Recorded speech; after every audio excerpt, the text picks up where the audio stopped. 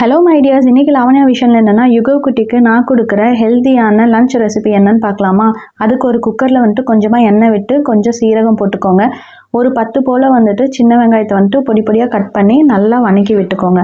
கூடவே 4 பல்லு பூண்டை சின்ன சின்னதாக நறுக்கி வெங்காயமும் பூண்டையும் வந்துட்டு நல்லா வணக்கி விட்டுக்கோங்க.